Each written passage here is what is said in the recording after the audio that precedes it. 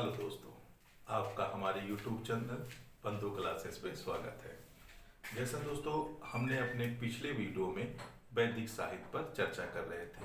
पिछले वीडियो में हम लोगों ने दोस्तों वैदिक साहित्य में वेदों का अध्ययन कर रहे थे, जिसमें से हमने दो वेदों का अध्ययन कर लिए थे। एक पहला वेद जो ऋग्वेद था, दूसरा वेद यजुर्वेद पर हम लोगों ने एक विस्तार से इस पे चर्चा कर लिया था। हम आपको एक क्विक रिवीजन कर देते हैं और ये देते हैं कि हमने जब वो बताया था ऋग्वेद जो थे ये वेदों में सबसे प्राचीन वेद कहलाता है और यह जो है 10 अध्यायों में बटा हुआ है, जिसमें जिसमें कहा जाए कि इसमें 7वां पहला और 8वां अध्याय इसका जो है ये सबसे नवीनतम अध्याय कहलाता है या पाठ कहलाता है। इसमें 9वें मंडल में सोम देवता को समर्पित है और 10वें मंडल में पुरुष सूक्त की बात की गई है। इसके तीसरे मंडल में अगर हम बात करें तो गायत्री मंत्र की बात की गई है जो सूर्य की पुत्री सविता को समर्पित है। इसी तरह से हम दोस्तों देखते हैं यजुर्वेद की हमने बात की थी। यजुर्वेद जो है 2 भागों में डिवाइड होता है और यजुर्वेद एक ऐसा वेद है जो सर्वप्रथम गद और पद दोनों में लिखा हुआ पाया गया है। यजुर्वेद 2 भागों में डिवाइड कर दिया जाता है। जो इसका पहला भाग होता है वो होता है शुक्ल यजुर्वेद और जो दूसरा भाग होता है कृष्ण यजुर्वेद होता है। हमने अपने पिछले वीडियो में बताया था दोस्तों, जो कृष्ण यजुर्वेद है या जो शुक्ल यजुर्वेद है इससे वाजपेयी संहिता भी कहा जाता है और इसका जो ब्राह्मण ग्रंथ है वह शतपथ ब्राह्मण ग्रंथ है और जो कृष्ण यजुर्वेद है इसका जो ब्राह्मण ग्रंथ कहलाता है वो जो है तैत्तिरीय ब्राह्मण ग्रंथ कहलाता है। तो आज हम दोस्तों वेद जो 4 वेद पाए जाते हैं, वेदों का अध्ययन करते हैं, उसमें से हम आज तीसरे वेद का अध्ययन करेंगे जिसे हम साम वेद के नाम से जानते हैं। किसके नाम से जानते हैं दोस्तों? साम वेद कहते हैं। यानी आज हम अध्ययन जो कर रहे हैं साम वेद का करेंगे। ये कहा जाता है दोस्तों, इसे भारतीय संगीत का जनक कहा जाता है। यानी जो साम वेद है इसे भारतीय संगीत का जनक कहा जाता है।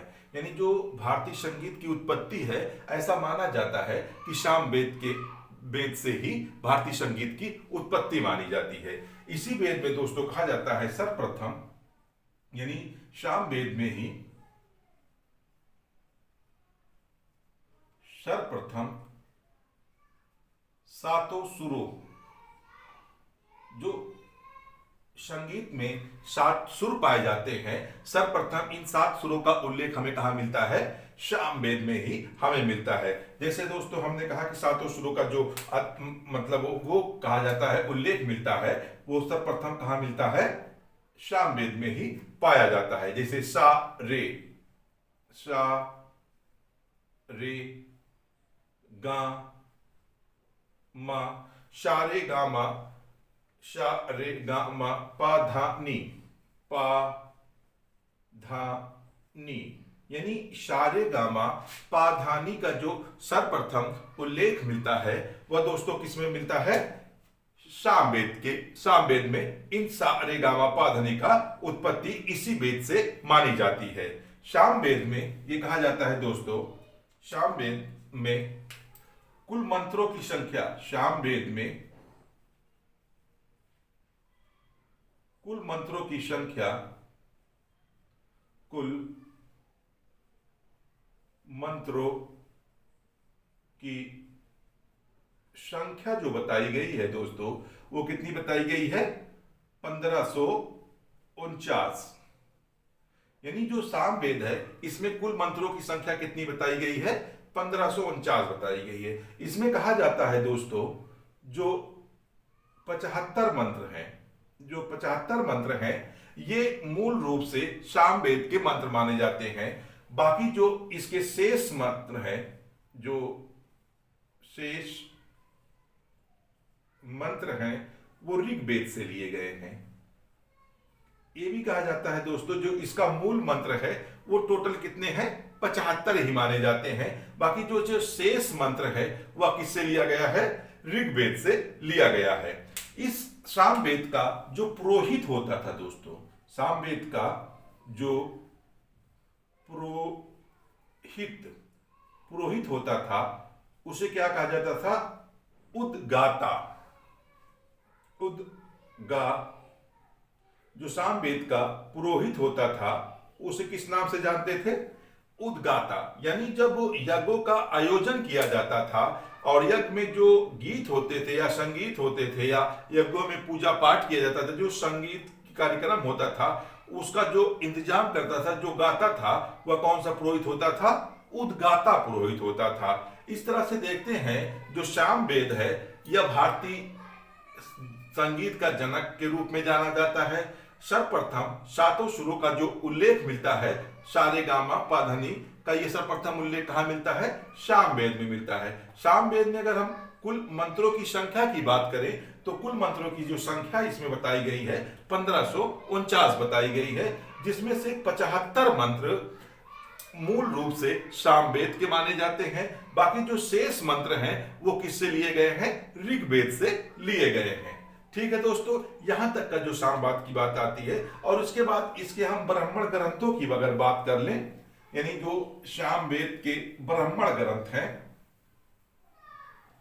अगर हम सामवेद के ब्राह्मण ग्रंथ की बात करें, यानी इसके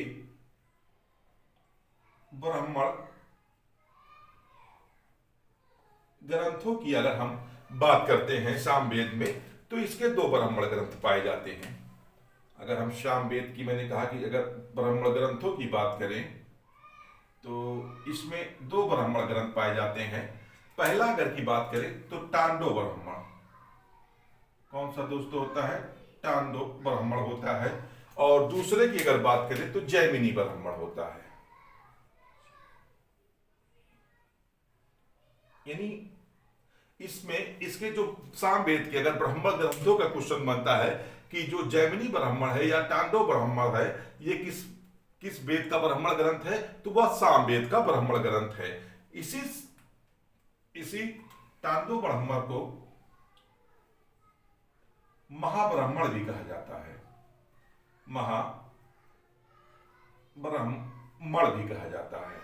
यानी ये कहा जाता है कि जो टांडो ब्राह्मण है ये सारे ब्राह्मणों में सबसे बड़ा था, इसीलिए इसे क्या कहा गया है? महाब्राह्मण कहा गया है। इसी एक नाम से इसके और जानते हैं इस ब्राह्मण को, जिसे हम पंच विष ब्राह्मण कहते हैं।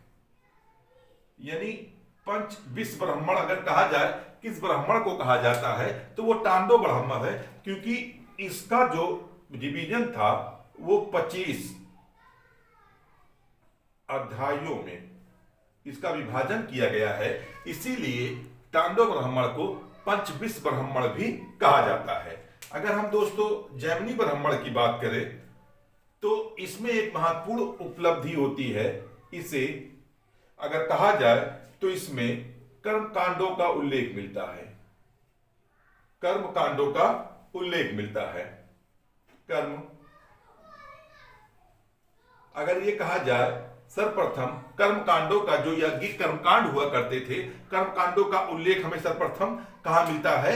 तो वो मिलता है जैमिनी ब्राह्मण में मिलता है। ठीक है, तो यहां तक का बात आप लोगों को समझ में आ गई होगी कि जो सामवेद है उसके ब्राह्मण ग्रंथों की अगर हम बात करें तो टांडो ब्राह्मण ग्रंथ मिलते हैं और जैमिनी ब्राह्मण ग्रंथ मिलते हैं। अगर टांडो ब्राह्मण की बात करें तो इसे हम महाब्राह्मण कहते हैं, क्योंकि यह सारे ब्राह्मणों में सबसे बड़ा ब्राह्मण ग्रंथ था। और इसे एक उप और नाम से जानते हैं, पंचविध ब्राह्मण कहते हैं, क्योंकि यह 25 अध्यायों में या 25 पाठों में इसको डिवाइड किया गया था, इसका विभाजन किया गया था, इसीलिए इसे क्या कहा जाता है? पंचविध ब्राह्मण भी कहा जाता है। अब दोस्तों हम सामवेद के उपनिषदों की बात कर लें। उपनिषद ग्रंथ, अगर हम सामवेद के उपनिषद ग्रंथों की अगर बात करें, उपनिषद ग्रंथों की अगर हम बात करें, उपनिषद ग्रंथ, उपनिषद अगर ग्रंथों की अगर हम बात करें तो इसमें दो महत्वपूर्ण उपनिषद ग्रंथ होते हैं। इसके भी क्या होते हैं? दो महत्वपूर्ण उपनिषद ग्रंथ होते हैं। पहला नंबर, और अगर हम दूसरे नंबर की बात करें पहले नंबर में बात करें तो छंदोग उपनिषद। क्या दोस्तों? छंद क्या? छंद योग छंदोग उपनिषद। छंदोग उपनिषद जो इसका पहला उपनिषद होता है उसे हम छंदोग उपनिषद कहते हैं, और दूसरा ही उपनिषद जो ब्राह्मण था उसी को हम जैमिनी उपनिषद कहते हैं। उपनिषद यानी इसके दो उपनिषद ग्रंथ होते हैं। पहला उपनिषद ग्रंथ जो होता है यह छंदोग उपनिषद कहलाता है, और जो दूसरा उपनिषद होता है ये क्या होता है? जैमिनी उपनिषद कहलाता है। छंदोग उपनिषद में हमें कुछ महत्वपूर्ण चीजें होता है। यह सबसे प्राचीन उपनिषद है। यह सबसे प्राचीन उपनिषद कहलाता है। यह प्राचीन उपनिषद है, यानी जो छंदोग उपनिषद है यह सबसे प्राचीन उपनिषद है। इसी में सर्वप्रथम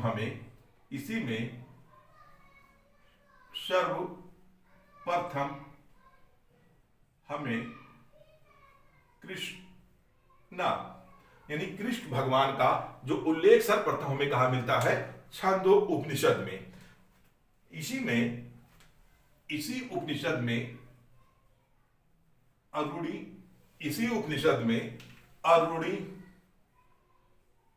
और उसके पुत्र श्वेत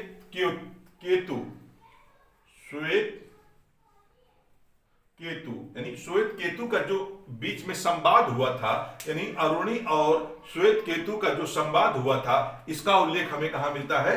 तो छंदोग उपनिषद में मिलता है। ठीक है दोस्तों, जैमिनी उपनिषद में कोई ऐसी महत्वपूर्ण बातें ना की गई है। ठीक है दोस्तों, यहां तक क्लियर हो गया कि जो सामवेद हैं उसके उपनिषद ग्रंथों में अगर हम देखें तो दो उपनिषद ग्रंथ पाए जाते हैं। पहला छांदोग उपनिषद, दूसरा जैमिनी उपनिषद। और छांदोग उपनिषद में यह सबसे प्राचीन उपनिषद है, और उसके बाद सर्वप्रथम हमें कृष्णा का जब उल्लेख मिलता है वो कहाँ मिलता है? छंदोग उपनिषद में। और अरुणी और उसके पुत्र श्वेत केतु के बीच जो संवाद हुआ था उसका उल्लेख कहाँ मिलता है? छंदोग उपनिषद में मिलता है।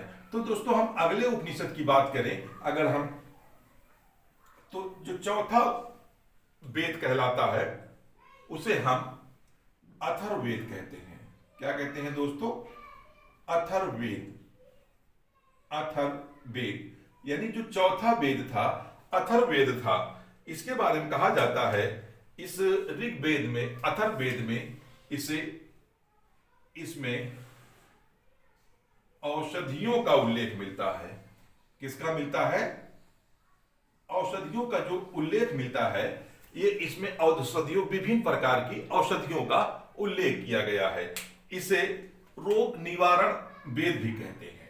इसे रोग निवारण वेद भी कहा जाता है। यानी जो अथर्ववेद है इसे विभिन्न प्रकार की औषधियों का उल्लेख मिलता है। इसे रोग निवारण वेद भी कहा जाता है। इसी में जादू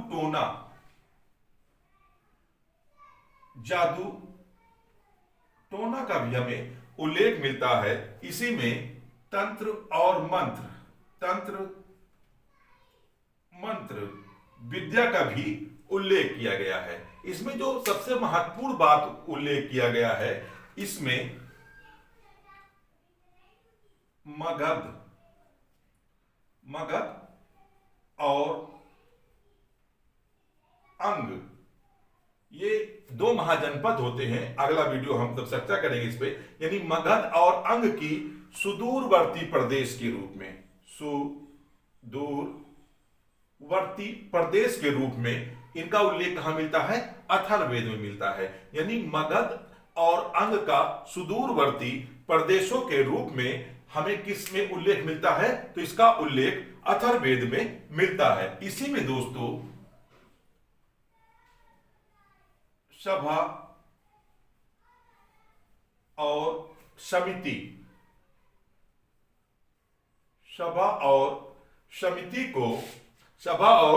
को प्रजापत्य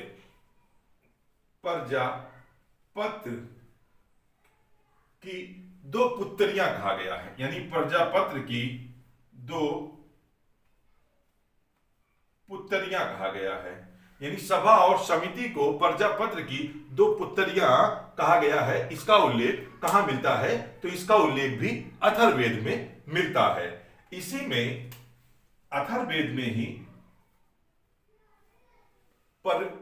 परीक्षित, यानी परीक्षित का जो उल्लेख मिलता है वो किस में मिलता है? परीक्षित का भी उल्लेख हमें कहां मिलता है? तो अथर्ववेद में परीक्षित का भी हमें उल्लेख मिलता है। अथर्ववेद को अगर हम बात करें, इसे 20 अध्याय में, अगर हम अथर्ववेद की बात करें तो इसे 20 अध्याय में, इसमें 731 सूत्र मिलते हैं, 731 सूक्त मिलते हैं और 6000 मंत्रों का उल्लेख मिलता है। इसके जो पुरोहित होते हैं, इसके जो पुरोहित होते हैं उसे हम ब्रह्मा कहते हैं। जो ऋग यानी अथर्ववेद का जो पुरोहित होता है वो क्या कहलाता है? ब्रह्मा कहलाता है। अगर एक बात दोस्तों हम और बात करें तो अथर्ववेद का एकमात्र ब्राह्मण ग्रंथ है, एकमात्र ब्राह्मण ग्रंथ है, उसे हम क्या कहते हैं? गोपथ। यानी जो अथर्ववेद का ब्राह्मण ग्रंथ की अगर हम बात करें तो उसे क्या कहा जाता है? गोपथ कहा जाता है। यानी यही क्वेश्चन बार बार पूछा जाता है हर एक एग्जाम में या हर एक प्रतियोगिता परीक्षाओं में कि गोपथ जो है वो किसका ब्राह्मण ग्रंथ है? तो अथर्ववेद का गोपथ ब्राह्मण ग्रंथ है। तो हम दोस्तों अब गोपथ ब्राह्मण के अलावा अब देख लेते हैं इसके उपनिषद दो ग्रंथ, यानी क्योंकि इसके एकमात्र ब्राह्मण ग्रंथ की चर्चा होती है जो गोपथ होता है, इसके हम उपनिषद ग्रंथों की बात कर लेते हैं दोस्तों।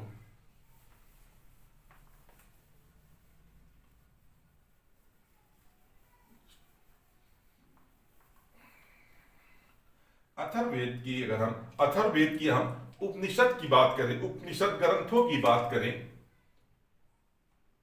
उपनिषद ग्रंथ, यानी अगर हम अथर्ववेद की उपनिषद ग्रंथों की बात करें तो इसमें 3 उपनिषद ग्रंथ मुख्य रूप से पाए जाते हैं। 3 उपनिषद ग्रंथ होते हैं।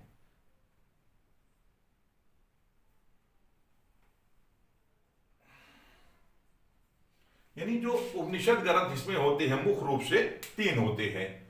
मुंडोक उपनिषद, पहला क्या होता है दोस्तों? मुंडोक उपनिषद। मुंडोक उपनिषद, मुंडोक उपनिषद। जो दूसरा होता है प्रश्नो उपनिषद, प्रश्नो उपनिषद। और जो तीसरा इसका उपनिषद होता है मांडूक उपनिषद, मांडूक उपनिषद। यानी ये कहा जाता है कि अथर्ववेद के जो उपनिषद ग्रंथ हैं वो मुख्य रूप से, या कहा जाए जो प्रमुख होते हैं वो 3 होते हैं, मुंडोक उपनिषद, प्रश्नो उपनिषद और मांडूक उपनिषद। अगर ये भी कहा जाए जो मुंडोक उपनिषद है इसी में भारत के वाक्य सत्यमेव, यानी भारत के वाक्य सत्यमेव जयते, यानी जो सत्यमेव जयते का उल्लेख मिलता है वो किस उपनिषद में मिलता है? तो मुंडोक उपनिषद में इसका उल्लेख मिलता है। इसी में यज्ञों को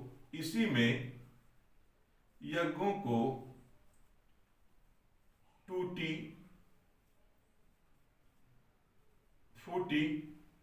फूटी नाव के समान, टूटी फूटी नाव के समान कहा गया है।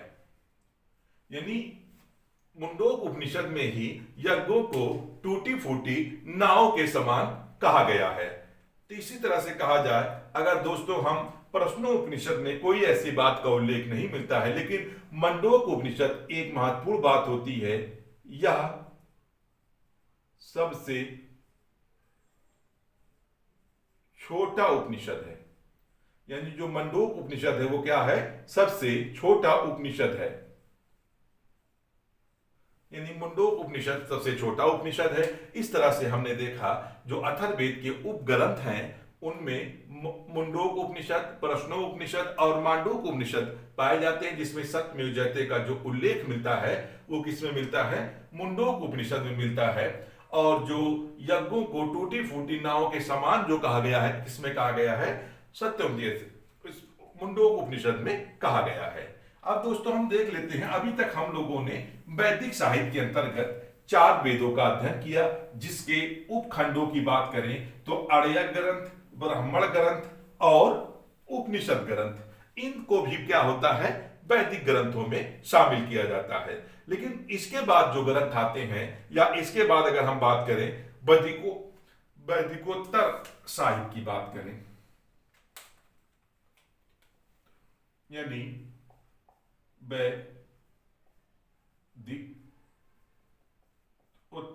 वैदिकोत्तर साहित्य की अगर हम बात करें, एक मिनट दोस्तों,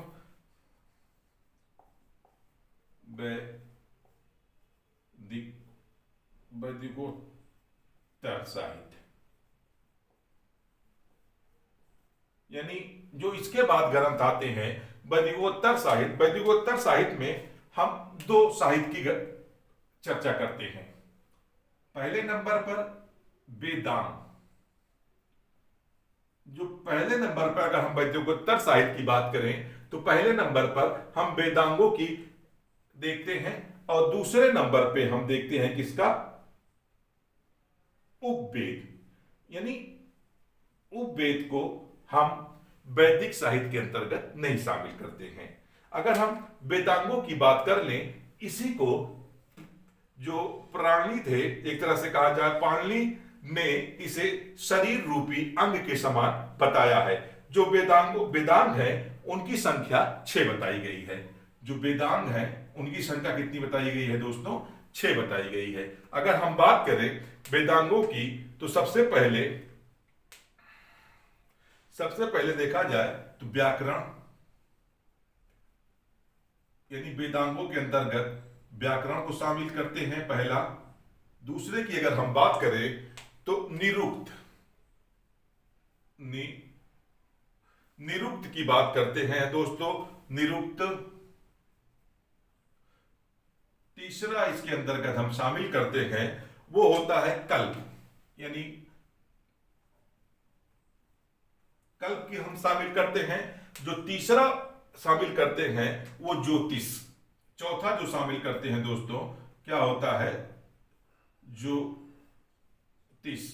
ज्योतिष को शामिल करते हैं। अगर हम 5वें की बात करें तो इसमें शिक्षा, यानी शिक्षा को शामिल करते हैं। और आखिरी जो होता है 6ठे की अगर हम बात करें तो ये जो है छंद।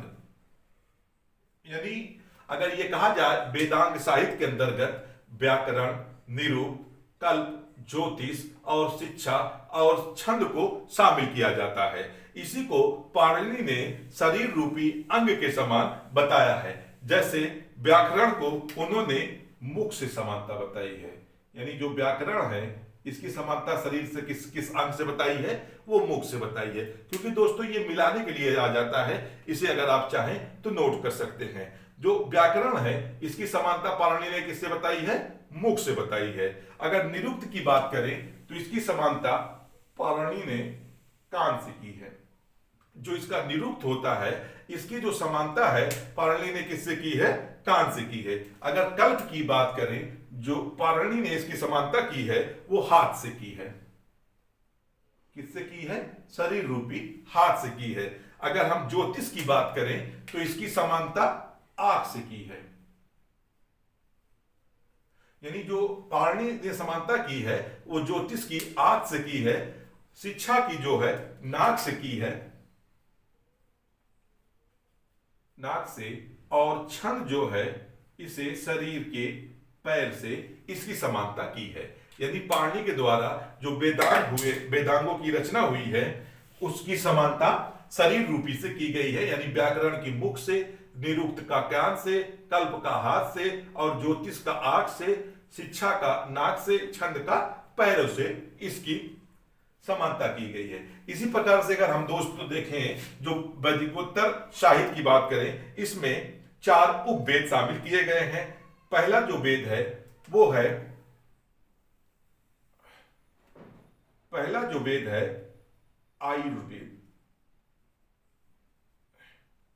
आयुर्वेद है। और दूसरा जो है धनुर्वेद, दूसरा जो उपवेद है उसे धनुर्वेद कहा जाता है। जो तीसरा है गंधर्व वेद,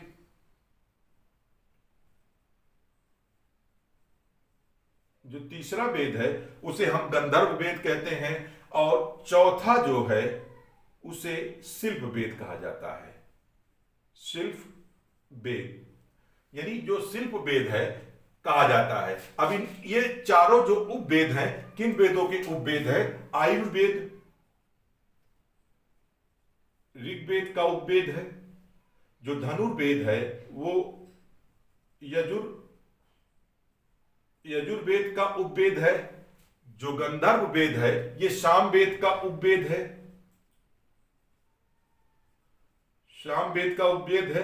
और जो शिल्प वेद है ये अथर्व वेद का उपवेद है। यानी कहा जाए दोस्तों, जो उपवेदों की बात की गई है, आयुर्वेद ये किसका उपवेद है? ऋग्वेद का उपवेद है। अगर धनुर्वेद की बात करें, ये किसका उपवेद है? तो ये यजुर्वेद का उपवेद है। अगर हम गंधर्व की बात करें तो ये किसका उपवेद है? सामवेद का है। अगर हम शिल्प वेद की बात करें तो ये किसका उपवेद है? ये अथर्ववेद का है। इसी में दोस्तों 4 बातें हैं। जैसे हम बात करें आयुर्वेद की, यानी आयुर्वेद उपवेद की, ये किससे संबंधित है? ये आयुर्वेद जो है ये चिकित्सा से संबंधित है। किससे संबंधित है? यानी इसका संबंध चिकित्सा से होता है। आयुर्वेद का जो संबंध है, इसका संबंध किससे होता है? चिकित्सा से होता है। अगर इसी तरह से, अगर हम कहें इसी तरह से देखें, धनुर्वेद का संबंध किस चीज से बनता है? जो वेद का संबंध है या किसी चीज से बनता है? तो ये युद्ध कला से, इसका संबंध किससे बनता है? युद्ध कला से इनका संबंध जो बनता है धनुर्वेद का युद्ध कला से बनता है। इसी तरह से अगर हम बात करें गंधर्ववेद का, गंधर्व वेद का, और इसी तरह से अगर हम बात करें शिल्प वेद का, तो गंधर्व वेद का जो संबंध बनता है ये संगीत से बनता है। यानी इसका संबंध संगीत से है। अगर जो शिल्प वेद है, इसका संबंध, जो शिल्प वेद है शिल्प कला से बनता है। जो शिल्प वेद है इसका संबंध शिल्प कला से बनता है। इस तरह से देखा जाए दोस्तों, एक बार हम रिवीजन कर लेते हैं। जो वैदिकोत्तर साहित्य है इसे हम 2 भागों में बांटते हैं। एक वेदांग में वेदांगों की संख्या 6 बताई गई है, और एक हम उपवेद में उपवेदों की संख्या 4 बताई गई है। यानी जो वेदांग है इनकी संख्या 6 बताई गई है, और जो उपवेद हैं इनकी संख्या 4 बताई गई है। अगर हम वेदांगों की 6 की बात करें तो व्याकरण, जिसकी समानता मानव शरीर से मुख से की गई है, निरुक्त जिसकी समानता कान से की गई है, कल्प जिसकी समानता हाथ से की गई है, ज्योतिष जिसकी समानता आंख से की गई है, शिक्षा और जिसकी समानता नाक से की गई है, और लास्ट अंतिम है जो छंद, इसकी समानता मानव शरीर के पैर से की गई है। इसी तरह से 4 उपवेदों का चर्चा की गई है। जैसे आयुर्वेद जो है ये ऋग्वेद का उपवेद है। दूसरा नंबर धनुर्वेद या यजुर्वेद का उपवेद है। तीसरा नंबर गंधर्ववेद या सामवेद का उपवेद है। और चौथे नंबर पर देखें शिल्प वेद या अथर्ववेद का उपवेद है। अगर आयुर्वेद की बात करें, इसका संबंध जो पाया जाता है वो चिकित्सा क्षेत्र से संबंधित होता है।